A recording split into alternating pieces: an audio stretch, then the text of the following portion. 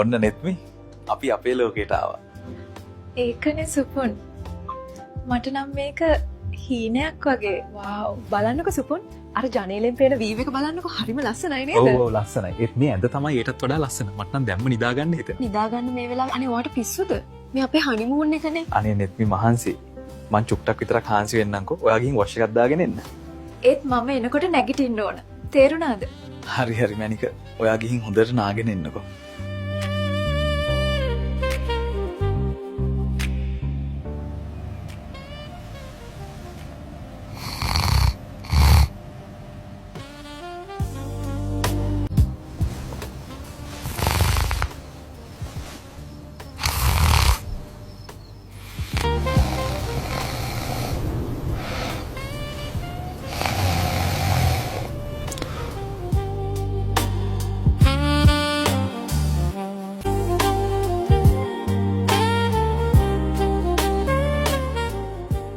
සුපුන් අනේ නැගිටින්නකෝ රත්තරන්.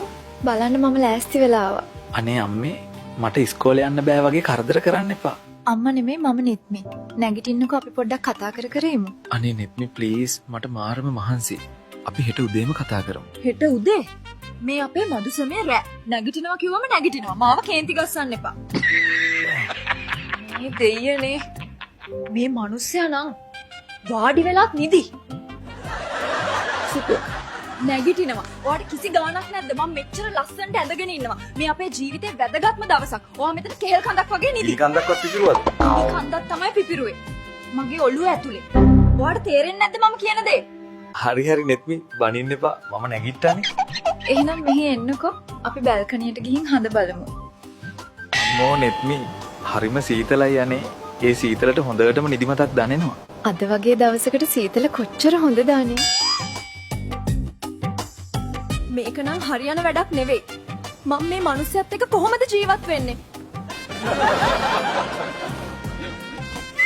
හරි. මට දැන් හොඳටම ඇති වුණා. ආපත්. ඔයාට මගේ වටිනාකමක් නැහැනේ. මම දැන් තීරණයක් ගත්තා. සුපුන්. ඇහුණද? ඔයා දැන්වත් නැගිට නැත්තම් මම මේ බල්කනිය පහට පන්නවා. ඇහුණද? මම පනිනවා. හරි හරි පනිනවා නම් පනින්න. ඒත් පනින්න කලින් අර බල්කනිය දොරන් වහලා පනින්න පට්ට සීතලයි. අනේ නොදකින් මෙහෙමත් කුඹ කරන එක.